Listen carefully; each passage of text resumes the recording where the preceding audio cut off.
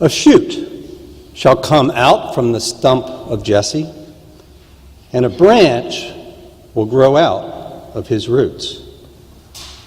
The Spirit of the Lord shall rest on him, the Spirit of wisdom and understanding, the Spirit of counsel and might, the Spirit of knowledge and the fear of the Lord.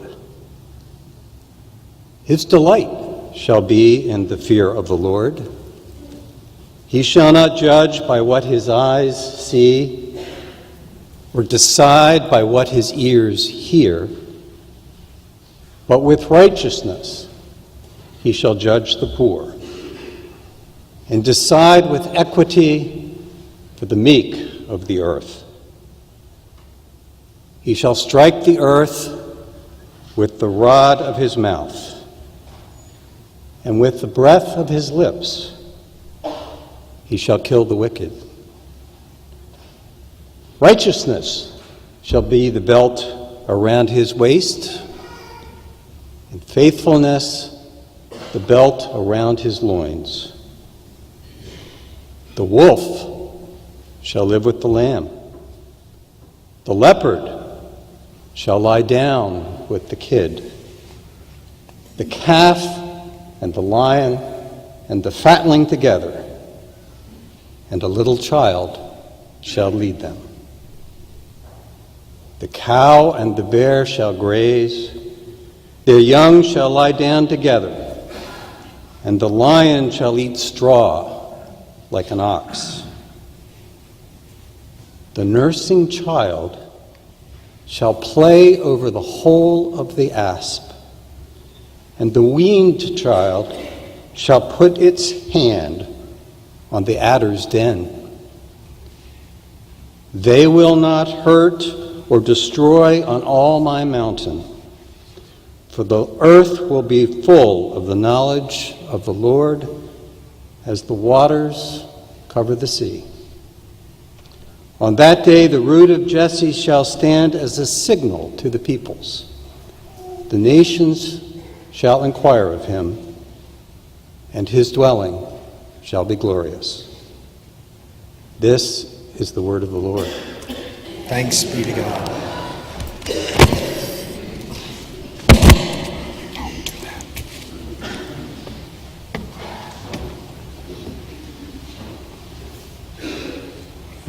Isaiah, prophet and poet, paints an ideal of what God yearns for the world to become: a second Garden of Eden. His poetry is stirring because it paints a scene that tugs at our soul. He pictures a time when predator and prey cuddle together, and everyone eats grain instead of each other. You may have heard Woody Allen's quip about this passage. The lion will lie down with the lamb, but the lamb won't get much sleep. His cynicism is surely justified by current conditions in our world. Isaiah spoke these words 2,500 years ago, and yet we have barely made any incremental progress toward his vision. Today there are wars raging in Syria, Afghanistan, Iraq, Somalia, Nigeria, terrorism, hate crimes, racism, homophobia, xenophobia stalk our planet. Greed, theft, addiction, poverty, mental illness spread their suffering with no sign of diminishing. Cancer, Alzheimer's disease, the Zika virus menace millions. The peaceable kingdom is nowhere in sight, and it would be easy for us to simply brush off Isaiah's vision as silly sentimentality. Yet I just can't resign myself to this is the way the world has always been, and this is the way the world is always going to be. It would have been easy for Isaiah to have adopted such thinking. He could have prophesied to his people only doom and suffering. He was living in a time when the kings of ancient Israel were corrupt, and the mighty Assyrian army was crushing the people almost daily. Isaiah's time was so grim that some people have labeled it the first Jewish Holocaust. A colleague describes this brutal age, saying that the Assyrian army became like a scorpion plague, devouring everything and everyone in its path. Over and over, Isaiah's people were ravaged. The cries of pain seldom subsided. Who could plant a field and ever expect that it would come to harvest? Who could bear a child with any confidence that the child would reach maturity? With despair seizing the whole population, Isaiah did not declare that the end was coming, so you'd better all just flee for your lives. Instead, he said, a shoot will come out from the stump of Jesse. Out of a dead stump, a green shoot will appear. If you've ever seen the dead stump of a tree that's been cut down and seen that little shoot coming up of new life, you understand Isaiah's metaphor.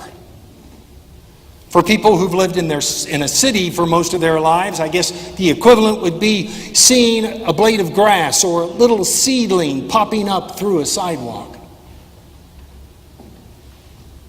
Have you ever seen new life spring forth from something totally unexpected? I remember a woman who had been totally dependent on her husband.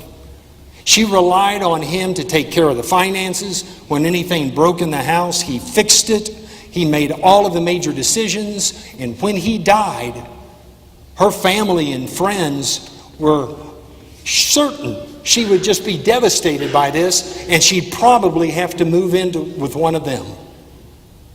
But that's not what happened. Somehow she found new strength.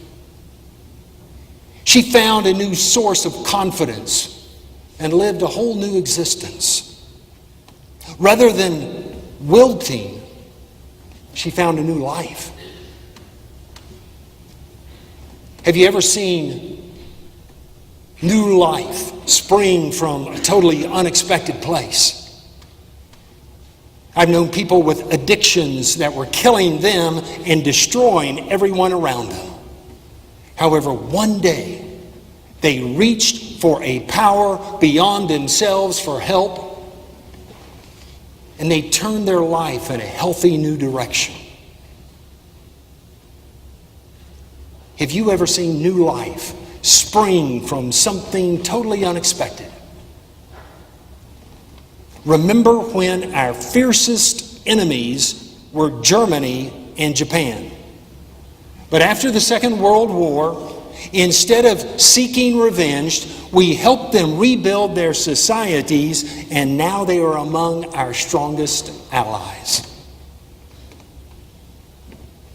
Isaiah's metaphor is especially poignant for Christians. Isaiah says, a shoot shall come forth from the stump of Jesse, and a branch shall grow out of its roots. To understand what the prophet's talking about, we first need to know who Jesse is. Jesse was the father of King David. By Isaiah's time, 250 years later, David was hailed as the people's greatest king of all time. So Isaiah, surveying this pack of corrupt and inept kings that was driving the nation into the ground, has a vision of a future king, a new branch that will be even greater than the wonderful King David. Isaiah says, "The Spirit of the Lord shall rest on him, the Spirit of wisdom and knowledge, the Spirit of counsel and might, the Spirit of knowledge and the fear of the Lord." Now, fear of the Lord is a common phrase we find in the Jewish scriptures, but sometimes that confounds us. It does not mean to be afraid of God, as if God's main purpose is to make us squirm. Fear of the Lord would be better rendered as being in awe of the might of God. It's taking God seriously. Christians interpret these words of Isaiah as an oblique reference to Jesus. Indeed, the Gospels speak of God's Spirit descending upon him like a dove at his baptism. Well, how will this king be different than the ones Isaiah and his people had to contend with? Isaiah says, "He shall not judge by what his eyes see, or decide by what his ears hear, but with righteousness he shall judge the poor, and decide with equity for the meek of the earth." Now, righteousness is not self-righteousness. Righteousness in the Jewish scriptures is always used as a synonym for justice. This one is not going to be fooled by appearances or by hearsay. He will judge according to what's right and fair and just. And when this new king reigns, he will usher in an entirely new creation. Violence and strife and killing will be no more. But Isaiah says it better than that with his vision of the peaceable kingdom. "The wolf shall live with the lamb. The leopard shall lie down with the kid. The calf and the lion and the fatling together, and a little child shall lead them. The cow and the bear will graze. Their young shall lie together, and the lion shall eat straw like the ox. The nursing child will be able to play over the hole of a viper. The weaned child shall be able to put his hand on the adder's den. They will not hurt or destroy in all God's holy mountain, for the earth will be as full of the knowledge of God as the seas that cover the earth." This is the dream of God that we are called to embrace. To embrace it not just as God's dream, but our dream.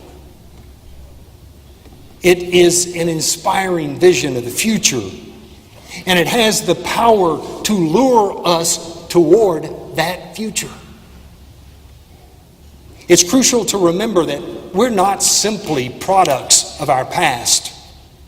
We're also drawn forward by our vision of the future, who we can become, and the kind of world we can help create.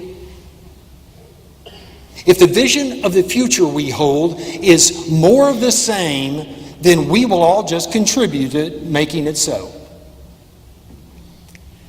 But if our vision of the world is of something new, of something better, we can help to nudge the world in that direction. Don't we long for a world where feeding ministries will close their doors for lack of clients? Don't we long for a world where the city lays off its police officers because there's so little crime? Don't we long for a world where children are hugged, not hit? The homeless are housed, the mentally ill are healed. and no more soldiers are sent off to war. People of faith believe that in the long run, justice and peace is inevitable, because God is constantly urging us to treat one another with the same respect and dignity with which we want to be treated. But in the short run, we must resist and overcome those powers that are motivated by greed and fear and egocentricity, because those always produce injustice, dissension, and strife. Some have come up with the idea that they're going to be a pacifist based on this vision. I have to say the cruelty and viciousness out there prevents me from taking that path. Evil must be resisted, while at the same time we cling to this dream. Because our task is to lay the groundwork so that one day our ancestors will be able to beat their swords into plowshares. Martin Luther King Jr. said, "Human progress is neither automatic nor inevitable. Every step toward the goal of justice requires sacrifice, struggle, and suffering. It requires the tireless exertions and passionate concern of dedicated individuals." Are you one of those? When we live with the notion that there's nothing we can do to heal even a small part of the world, joy just seeps out of our pores and our hope is strangled. But when we hold God's dream before us and we do everything we can to live into it, then we find a great purpose for living and a goal worth pursuing. Can you drop your cynicism? Can you drop your discouragement?